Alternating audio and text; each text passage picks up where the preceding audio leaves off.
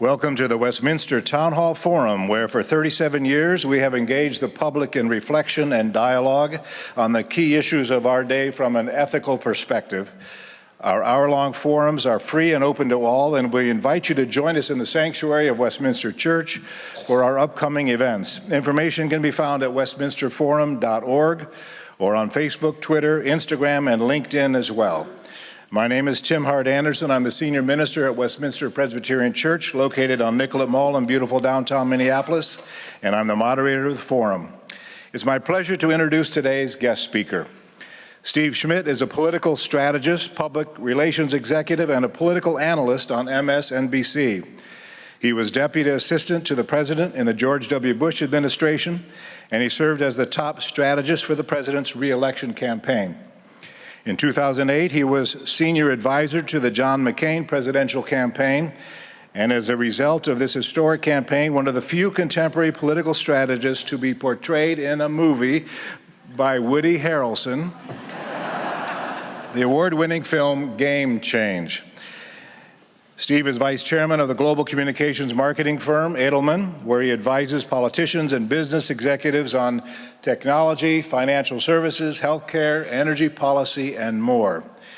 He serves on the board of the nonprofit research organization Just Capital, which ranks companies on their commitment to fair pay, equal treatment of all workers, community building, and sustainability. With David Plouffe, the campaign manager for Barack Obama's 2008 presidential election, he co-founded the Center for Political Communication at the University of Delaware. As one of the nation's most plugged-in political operatives, he will offer a candid look at today's headlines and explore what the latest political news means for people on Main Street, Wall Street, Capitol Hill, and beyond. Ladies and gentlemen, please join me in welcoming to the Westminster Town Hall Forum, Steve Schmidt.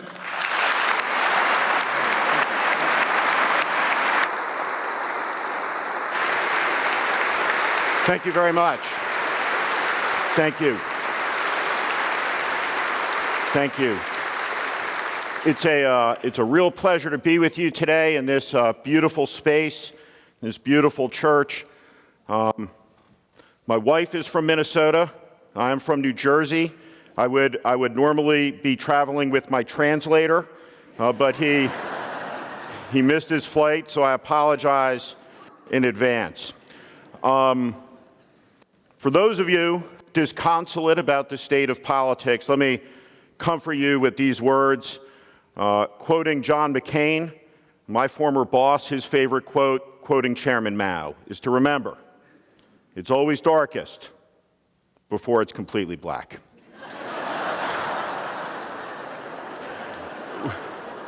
We have 25 minutes, and what I want to talk about today is time and love and country and America as an idea. But show of hands, very quickly, does anybody here know anyone who's 80 years old in life? Does anybody here know anybody who's under 5 years old? Okay. Let's talk about time. Let's go back from today 80 years to the beginning of that 80-year-old's life. The year's 1938. And the world is on the edge of a storm. The world is on the edge of a storm. Let's go back, though, another 80 years.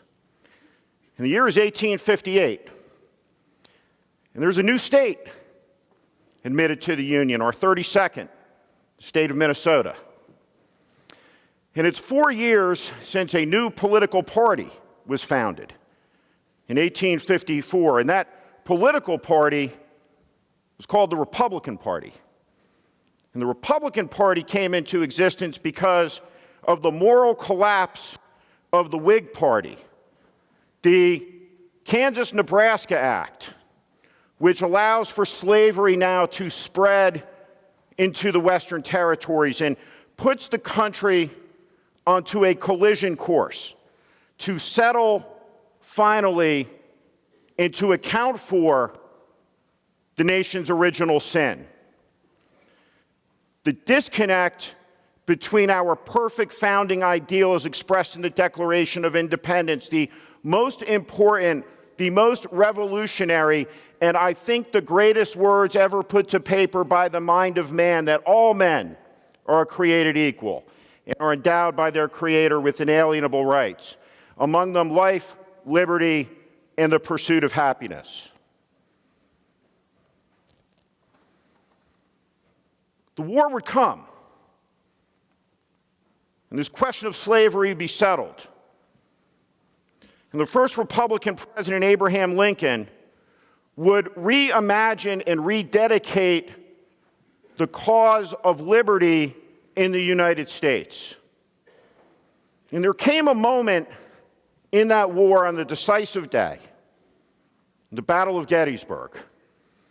Now, it was never the goal of the South to conquer the North. Lee took his army north into Pennsylvania to break the will of the North, to cause the North to surrender. The war had gone on longer than anybody had ever thought. And when it was over in 1865, it would be the bloodiest war in the history of this country. 3 million men under arms, 600,000 killed. In Pennsylvania, on that second day at the Battle of Gettysburg, at a place called Cemetery Ridge, a political appointee, a general named Dan Sickles, as incompetent as many of the people we see in this White House, makes a disastrous decision. Alabama infantry sees and advances on the edge of taking control of the big guns on Cemetery Ridge. Winfield Scott Hancock, a major general in the Union Army, who would become the Democratic nominee for president in 1880, he sees immediately what's happening, and he recognizes in an instant that the Union line is about to be broken. And the consequence of that would be that the Confederate Army would be on the high ground. The Confederate Army would be able to sweep the Union Army from Cemetery Ridge. And then the Confederate Army would be between Washington, D.C. and the Union Army. The war would be over. The nation would be divided. Winfield Scott Hancock galloped. He galloped to the first Union unit he saw closest to that advance. There was no St. Crispin's Day speech. There was no patriotic declaration. Winfield Scott Hancock said, "What unit is this?" He said, "The 1st Minnesota." He said, "Fix bayonets and charge." He needed to buy minutes to reinforce the line. And he said later he would have sacrificed the lives of every man to do it. And that very nearly happened. Those men fixed their bayonets and they charged. They charged a Confederate advance that outnumbered them 5-1. And in all the history of the United States military, there has never been a unit that went into action that sustained more casualties, 82%, than the 1st Minnesota. But in that moment, those men saved the United States of America. Have no doubt about it. They saved the country. And a fair number of them didn't speak a word of English. They were German immigrants. And they came to America not because they saw the travel brochure and not because they saw the Anthony Bourdain special, but because of an idea that here you could be free. You could speak your mind, you could pray to your God, you could live your life, you could shape your destiny. We're the only country in the history of the world founded on the power of an idea. The pursuit of happiness, life, and liberty. We're the only country in the world that has been made up of all of the peoples of the world. We're the only country in the world where every day, every language of the world is spoken. And that country, our country, has done more good, has freed more people, has fed more people, cured more people than all the other countries of the world put together since the beginning of time. And that is why we are an exceptional nation. If you ever have the experience of going to the American cemetery in Normandy, France, I'm sure it will be as powerful for you as it was for me. Let me tell you a story of a remarkable American. When he was a young man, he said, "I'll never be judged by my own name." He was very wrong about that. This son of the 26th President of the United States, Teddy Roosevelt Jr., would go off to war in the First World War. He would be wounded multiple times, gassed, recipient of multiple Silver Stars, the Distinguished Service Cross. He came home, founded Lehman Brothers, the American Legion. He served as Governor General of the Philippines. He was narrowly defeated in the election in 1924 in New York State for the office of governor. But his true calling, what he was great at, was leading men in combat. And so when we think about privilege, the exercise of it by the elites, by people who take special advantage, let's talk about the time that Teddy Roosevelt Jr. used his privilege. He was a one-star general. And on the morning of June 6th, he had succeeded in his intense lobbying campaign to have the privilege, in his view, to fulfill his duty to be the first man off the first landing craft on Utah Beach, which nobody thought was a good idea because they rated his chances of survival as 0. And what he said is, to his friend General Raymond, the division commander, he said, "I'll be there and I'll lead the men ashore. If they see a general there, the men will be calm." And Teddy Roosevelt Jr. landed in the first 5 landing craft that morning. And he recognized immediately that they had landed miles south. And they said, "General, we're on the wrong beach." And he said, "Don't worry." He said, "We'll start the war from here." He had a cane, his helmet, and a sidearm. Under fire all day, the son of a president never flinched. He had dinner with his son, Captain Quentin Roosevelt, 2 weeks after D-Day. So not only was he the son of a president, not only was he the only general officer to land on D-Day, he was the only father who had a son who landed in the first wave. Teddy Roosevelt Jr., shortly before I had dinner with his son, he wrote a letter to his wife, and he said, "I love you so much." He said, "I don't know what the future will bring, but we're so lucky. We've lived more adventures in one lifetime than people could hope to do in 10. Teddy Roosevelt Jr. had dinner with his son, told him he was proud of him. He laid down on his bunk that night in his command trailer, Rough Rider. He died of a heart attack.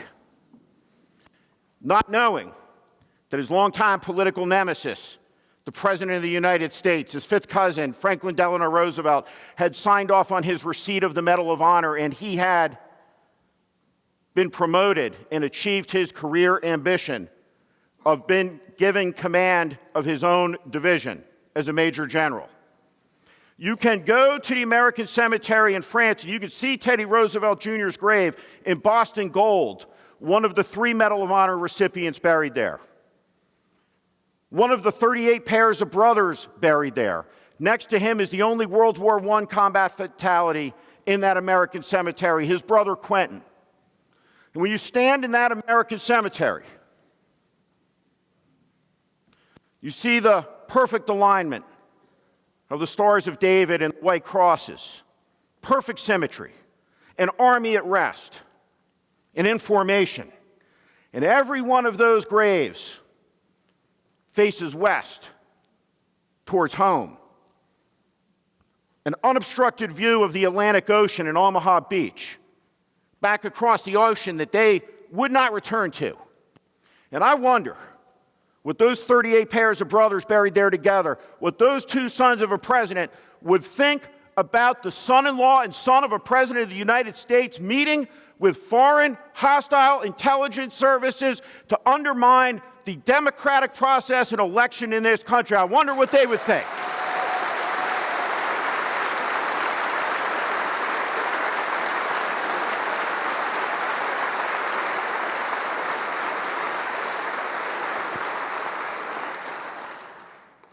You want to understand why Donald Trump is president? It's pretty easy. 44% of this country doesn't have $400 of available cash. There are more payday lenders than there are Starbucks. And there are almost more payday lenders than there are Starbucks and McDonald's combined. There hasn't been a real wage increase in this country for working people for a quarter century. The defining event of this generation was the economic collapse in 2008. What did people see? Will the bankers get a $1 trillion bailout? No one goes to jail? 13 million American families are foreclosed on? No small number of them being told to get all their stuff out of the house in 45 minutes by a deputy sheriff? 12 million Americans lose their jobs. One set of rules for everybody up here, different set of rules for everyone down here. So how is it that a Bernie Sanders voter in the primary votes for Donald Trump here? How is it in Europe that the far left parties then it's the far right party and voters going back to the far left party and all the elites sit there, scratch their head and they say, the voters are crazy. They're schizophrenic. No. The elites are out of touch. Out of touch. My political career has been defined by a vertical line like the 50-yard line of a football field, and we debate dumbly, angrily about marginal differences. If you listen to the rhetoric in the presidential campaigns, you would think that the delta between a just and an unjust society is the difference between the Obama-Clinton preferred top marginal tax rate of 39.6% and George Bush's of 35%. When we think of this Trump era, man, the arguments we had about small and meaningless things. Shouting with great ferocity. So we debate between the 45-yard lines and the show business and theater or politics, but that line is dissipating and a new line is forming, and it's a horizontal one. Above that line are a population of people that are living longer, more prosperously, better than any human beings have ever lived on earth. And if you are one of those people, you have more in common with people living in Metro Sydney and Melbourne and London and Paris and Berlin than you do with your own countrymen. One of my favorite moments of any presidential campaign is when the morning shows go on safari to Akron, Ohio. Today, good listeners, let us introduce you to these primitive people. You got a second strata economically in this country that's vestigly middle class. They believe three things. Number one, that they are one misfortune away from financial disaster. Two, their kids will be worse off than they are. Three, that there's much better chance that they wind up in the bottom third than being able to climb up into the top third. And in that bottom third, which is more than a third, about 40% of the country, we see, as was the case at the fall of the Soviet Union, we see declining life expectancies for white men between 40 and 49. We see an opioid epidemic that will kill 500,000 to 700,000 Americans in the next 10 years. We lost 400,000 killed in the Second World War. We see rising infant mortality rates. We see rising maternal labor death rates. We see no positive indicators anywhere. And when a demagogue comes along and says, "Make America great again," it means three things. We were a great country, we're not anymore, and we're at our last hour to be one again. The election of Donald Trump by 78,000 votes across 3 states is a symptom of the crisis that has been building as our institutions have become disconnected from the people, as people have lost trust, faith, and belief in systems and institutions. And it didn't happen providentially. It happened because of the irresponsibility, the recklessness, the failure, the lies over many, many years. And so here we are. And a lot of people are pessimistic at this hour. They say, well, this is the worst it's ever been. It's not. We're the luckiest people alive. We're Americans. Anything is possible in this country. But there is no one else but us to fix what must be fixed. That's your duty. When, in the 19th century, the debate in the country was, should we have a mandatory public education system?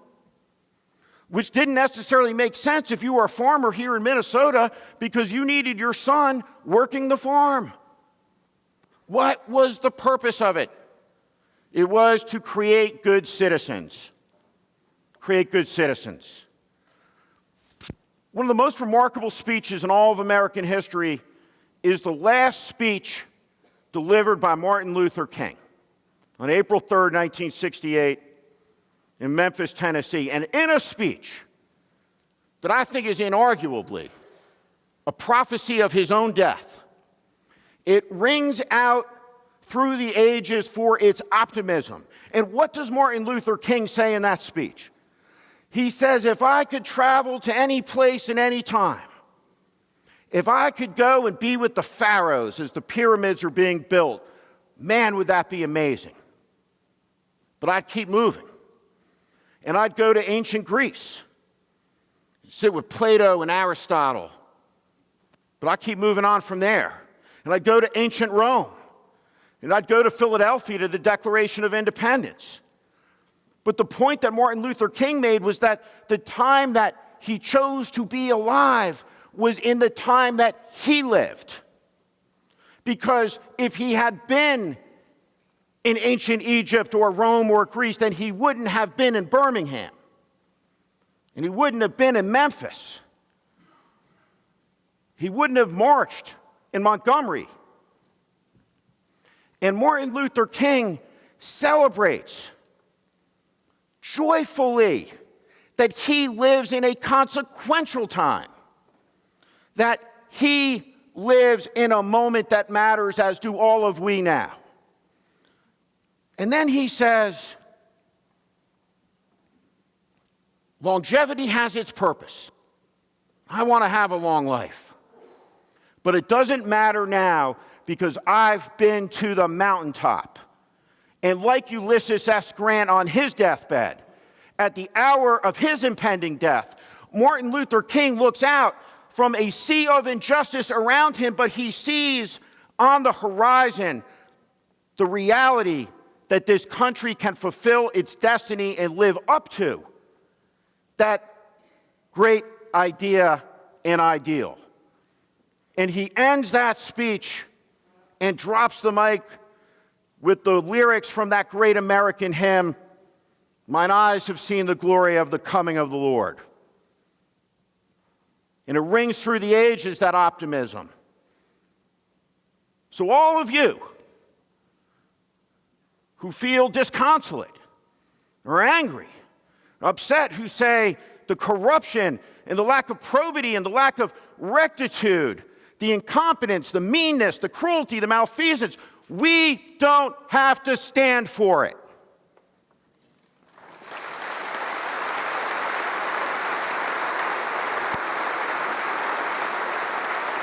Last word real quick. You cannot love your country if you hate half the people that live in it.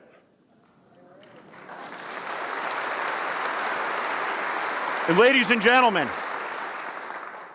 it's way past time to remember we are all in it together. We are all in it together.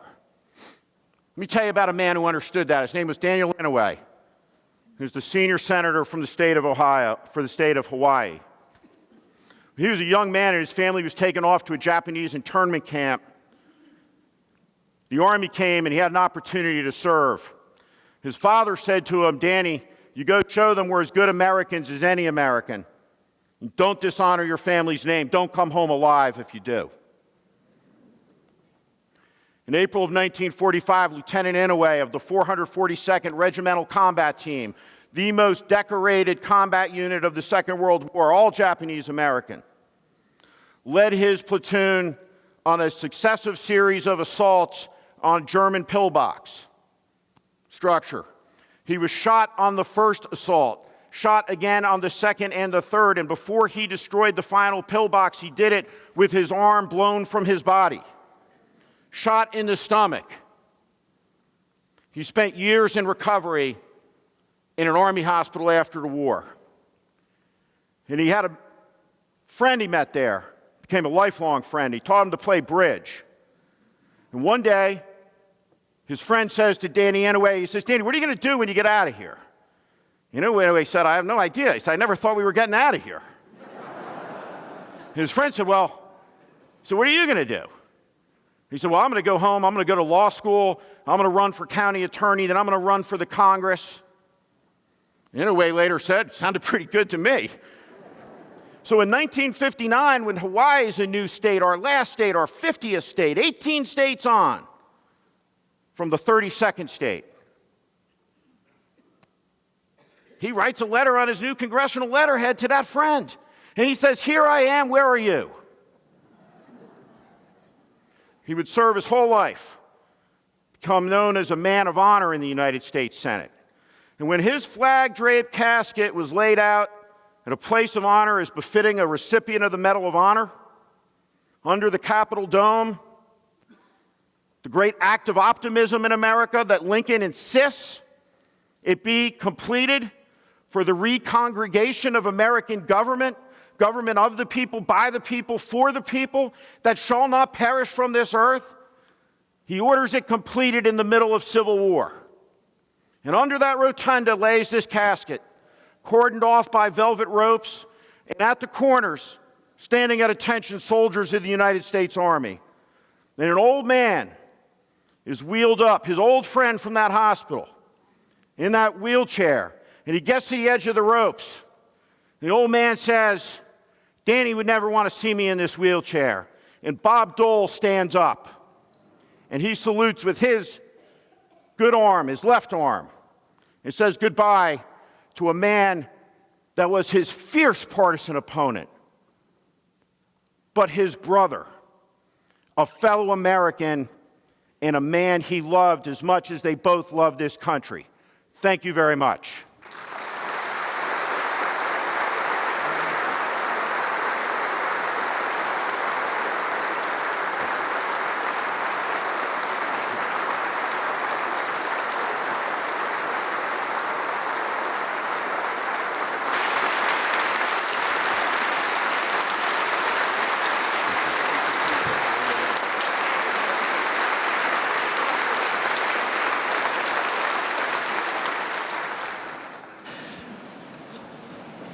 Thank you, Steve Schmidt, and thank you in the audience here at Westminster Church for that standing ovation.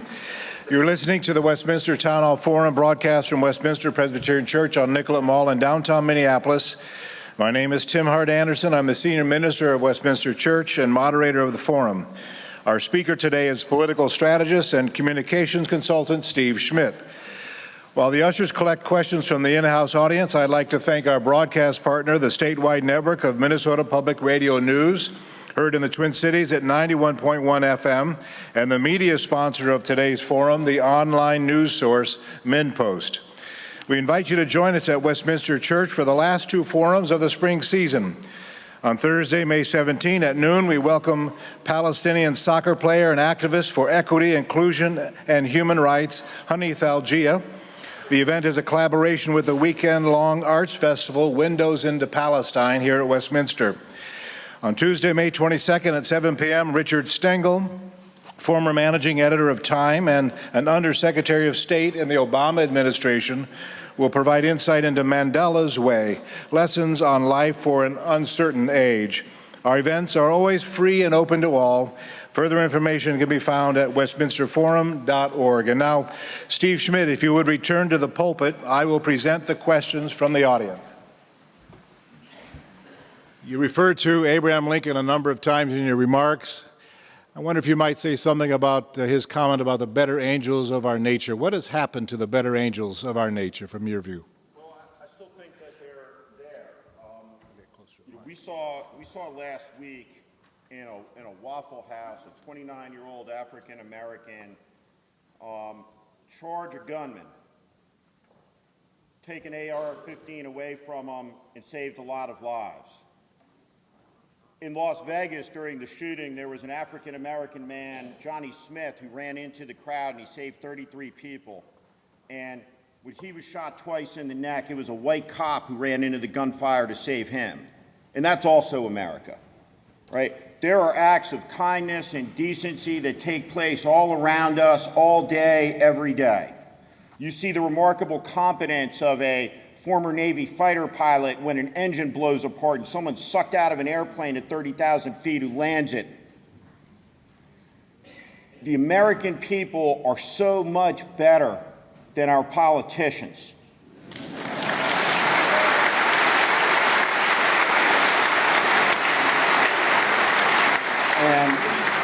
And what has always been true in this country, almost providentially so, is the emergence of the right leader at the right moment. And we're waiting. But I know they're out there. When we look at some of these young people up there, maybe it's one of them, or maybe it's one of you.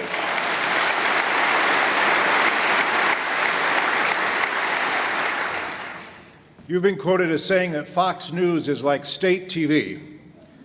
As a political communications professor here in our audience, what are a couple strategies that every citizen should do or use to counter untruths? Well, this is an enormous problem. The dishonesty of the Trump administration is parroting on Fox TV has put into question the very notion of objective truth. And without objective truth, you can't have accountability. The late, great Democratic Senator Daniel Patrick Moynihan said, in America, everyone's entitled to their own opinion, but not their own facts. And it's just objectively true that we don't live in that country anymore. What's disturbing, though, about Trump, his lies are lies of authority that require obedience. And this is true of all autocrats. What the leader says is true is true. It's right out of 1984 when Winston, at the end of the book, and the party official holds up 4 fingers and says, "Winston, how many fingers am I holding up?" And Winston, in tears from the torture, says, "I can only see 4. The party official says, "But it could be 3 or it could be 5. It's what the party tells you." And so we live in an era where we consume news like we consume music off of iTunes. For you young people up there, if I wanted to make a tape for my car back in the day, you hit record on a tape player next to the radio. And then you listen to 8 songs you didn't like and you did it again. And after a week, you had a tape. Well, no one hears an opinion or news that they don't want to hear. And so as our information sources have expanded, our horizons have become more narrow. And now we have a network that peddles in falsehoods and lies, alternate reality. And when I said they were like state TV, I was being too kind, because I was in Vietnam last week watching some state TV in English, and it's a lot more credible than Fox News.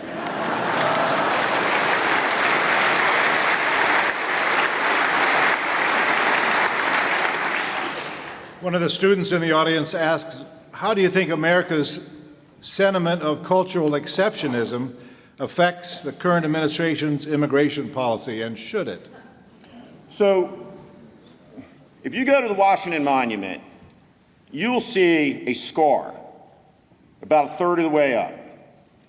And it accounts for a line where the marble changed.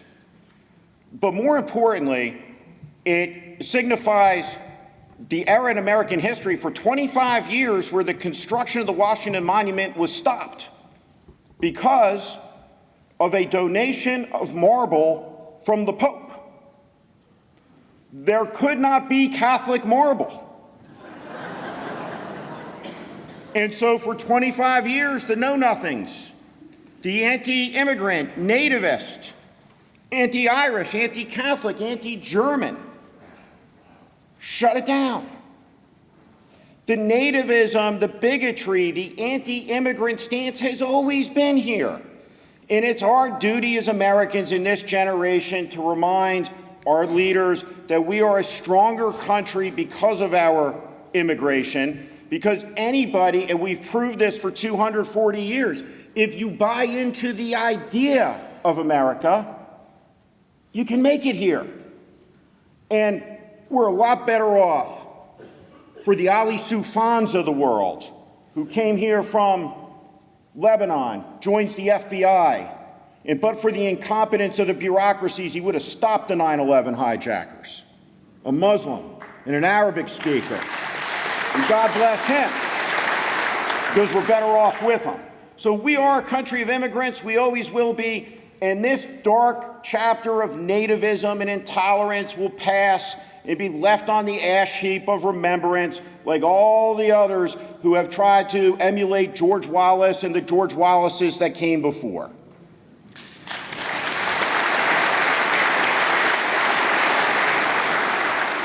Another question from the student. How do you suggest that we as American citizens combat the distrust and the disdain for our federal government institutions that we hear so often? There was a frightening release of survey numbers from a Harvard University professor a couple of years ago, and this was pre-Trump, and he asked people born in the 1930s, how essential is it to live in a democracy? And the answer was 85%. He asked people born in the 1980s, and the answer was 25%. And it's lower for people born in the 1990s. Trust, faith, and belief are the lubricants of a democratic republic. And we have a crisis of trust, we have a crisis of faith, and we have a crisis of belief. Young people are too young to be cynical. Your job is to be idealistic. It's to see the promise of the country and a better tomorrow. You're part of the largest generation in the history of the country. And you're going to shape the future and the destiny of the country into the early years of the 22nd century. And so the work of restoring trust is going to be epic. And it's going to take a magnificent leader in order to be able to do it. But again, as Churchill pointed out, in a democracy, we get the government we deserve. Get the government we deserve. And so the restoration of trust isn't somebody else's job. It's all of our jobs to impose on our government our values, not the politicians' values imposed on us.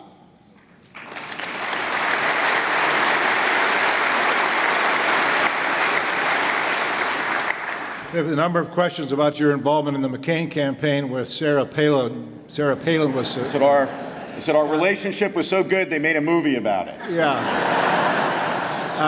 Can you draw a straight line from Sarah Palin to Donald Trump in terms of the game-change candidate the Republican Party was looking for?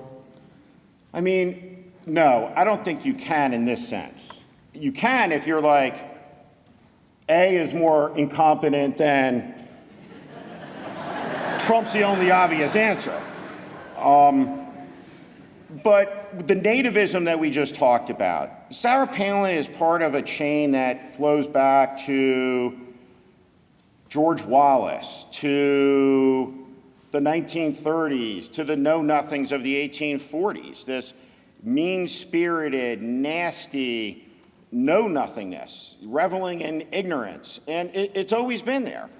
And frankly, she, in the campaign after the economic collapse on September 15th, when it was plainly evident when the right track numbers dropped to 6% that Barack Obama was going to be elected president, she saw that the angrier her speech, the angrier her rhetoric, the louder the crowd started to cheer. And so this is somebody who very much turned towards the dark side as opposed to towards the better angels of our nature. And she did it because she saw a celebrity paycheck. That's why she quit her job as governor. She looked at the vice presidential campaign and says, wow, I'm gonna be a reality TV star, which, trust me, none of us were thinking, as we threw the long ball. But at the end of the day, of course she shouldn't have been picked. She was completely unqualified for the job. There were, and I've talked about this over the years, a systemic failure of the vetting process. And one of the reasons I've talked about it publicly is so that it never is repeated again.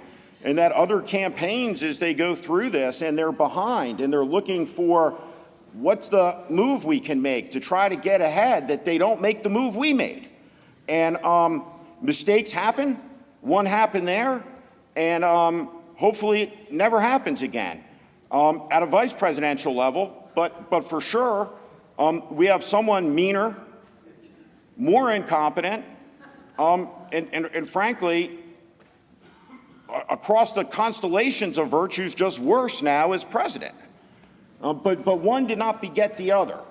They are symptoms of something bigger in the politics and in the culture. A number of questions about the media and the responsibility of the media in reporting on an administration that's fundamentally dishonest. Should every lie, every half-truth, every dishonest statement be highlighted? How is a reporter or a newspaper supposed to cover this White House? Accurately.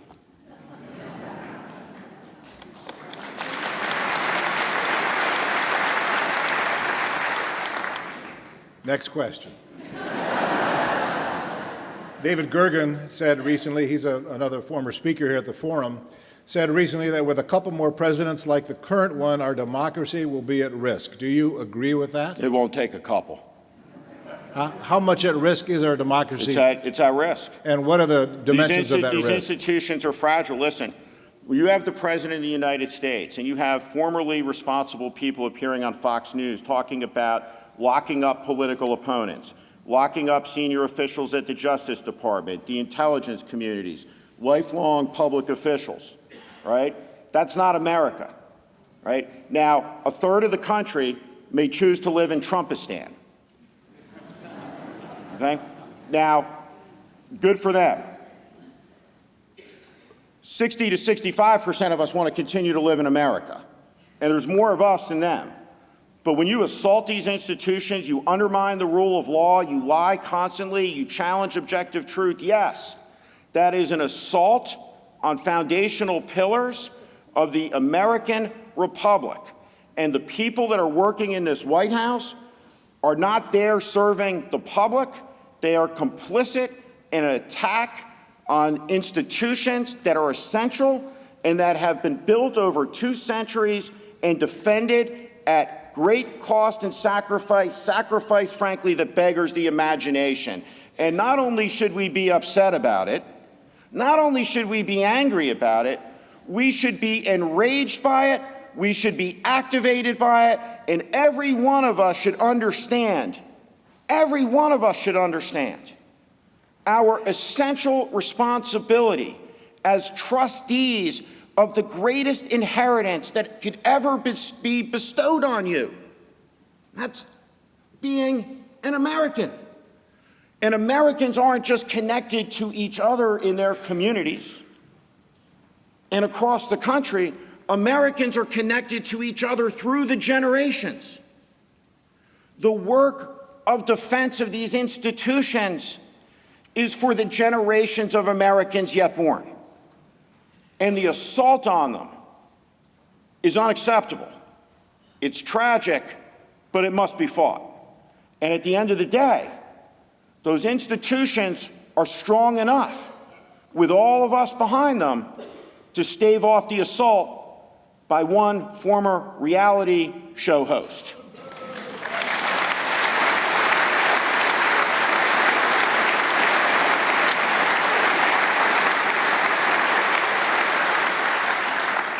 Another question from the student about the Republican Party.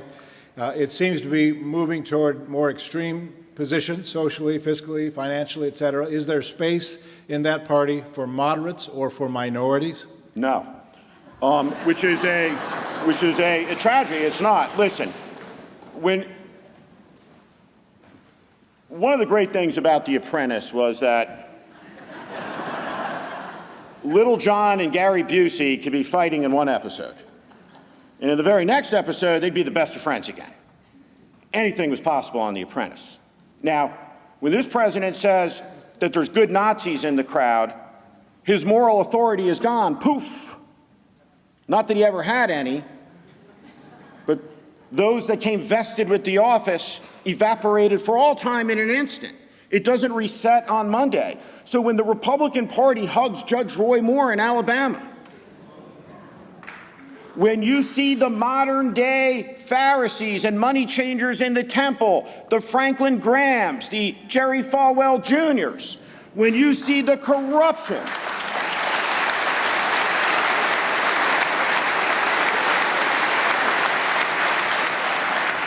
and let me be clear, speaking to an audience that I know is predominantly filled with members of the Democratic Party.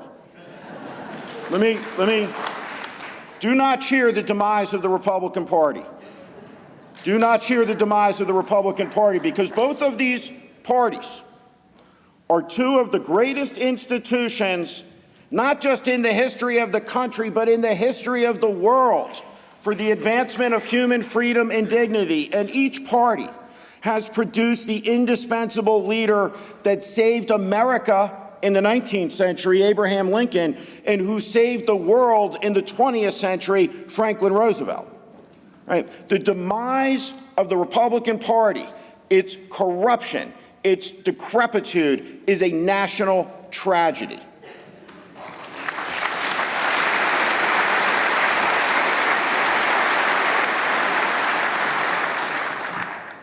That begs the question, wither the Republican Party. What's next for them? Well, my view is that the Trump era will disrupt American politics in a profound way. That we have a two-party system is because there's been a tradition. Now, if you go into a supermarket, there are 78 jars of peanut butter to choose from, right? There's choices on everything. You know, when I was a kid, there were 13 channels, and then there were 26, and now there's 8 million and 26. And so the point is that I believe in markets. And when there's a vacuum, I believe the market will fill it. Will we have an independent candidate? Will there be a new party? I don't know. But the right of center sensibility that says that traditions matter and what comes before roots us, doesn't hurt us, that fiscal responsibility, and we have two big spending parties. I want to, just if I may, we talk about trillion-dollar deficits and the $1.5 trillion added to the tax cut, and you think, what's a trillion? What is it? Right? Let me make this analogy. 1 million seconds is 12 days from now. 1 billion seconds is 32 years from now. 1 trillion seconds is 32,000 years from now. We're 21 trillion in debt and heading to 30. The bankrupting of the country isn't just a fiscal and an accounting issue, it's a moral issue. And the best of the tradition of the Republican Party until recently was, we're not going to bankrupt the country. And it's just like a marriage. There's one spouse who wants to build the addition. And there's another spouse who says, What's it going to cost? You need the both of them together. And you need both parties to function in the same way. Great idea. How much is it going to cost? We have time for one more answer here. Could you describe the reasons why you are, I sense you're hopeful about America, I hope you are. Assuming you are, why are you hopeful about the future of this country and its democracy? Being in the Lord's house, I won't get into a disputation with him with regard to the Bible's labeling as the greatest story ever told. But I know for sure what the second greatest story ever told was. And that's the story of this country. Founded in revolution, preserved through civil war. A story of people fighting to realize the perfect idea that breathed life into the country and animated it. There are Americans all around us who are doing their duty, their jobs that are decent and good. And so it is a profound mistake to look at our politicians in Washington and to say, that's the country. I'm confident in the country because I'm looking at all of you. You're engaged. We're here talking politics here on a Tuesday morning. You're going to fight for your country. The people in this country understand the difference between right and wrong and good and bad. People understand their obligation to their children and to their grandchildren. People understand their obligations. People understand the greatness of the country, and the people, and it's always been the case, are much better, much stronger, much more virtuous than our politicians. We have the best entrepreneurs, the best research universities, the greatest businesses, the greatest small businesses. If you lost everything and you had to start over somewhere, where would you pick? If you had $100 to invest, where would you invest it? I think the answer is obvious. It's the United States of America. We are not defined by the worst amongst us. We are defined by the best amongst us. And the story of America is the story of the better angels of our nature triumphing over the worst instincts of people. Thank you very much, Steve Thank Schmidt. you.